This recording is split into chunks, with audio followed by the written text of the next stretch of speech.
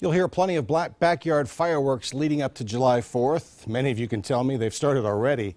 Today I talked with an ER doctor who told me that most visits are coming from people aged 20 and younger. Fireworks can be fun, but they're also something to be feared. Those explosions you see and hear lead to roughly 13,000 injuries a year, with about 9,000 people being treated between June 16th and July 16th. And Dr. Chad Donnelly told me how many get treated in local hospitals. 10 or more in the EDs, locally within this time period. And if you add them all up, you're probably close to 100 or 200, some I would say, in that area. And some are very minor, just simple burns. More than 69% of the fireworks-related injuries in 2016 were burns, according to the Consumer Product Safety Commission. The most injured body parts were the hands and fingers at 33%.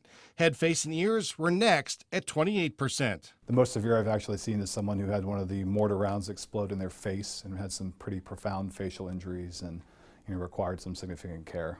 The people who sell fireworks say the injury rate has dropped 43% since 2000, despite sales going up to 268 million pounds.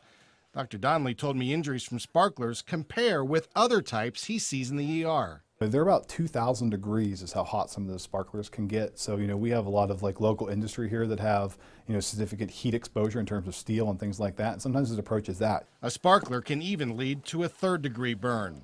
An NFL player had a firework go off in his hand 3 years ago, causing major damage and nearly ending his pro football career.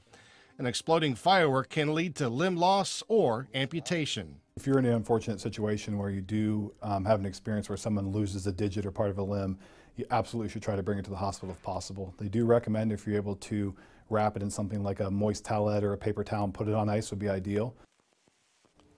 So that's a worst case scenario. I remember holding a group of sparklers at a cousin's wedding once and burning my hand pretty bad. That was careless.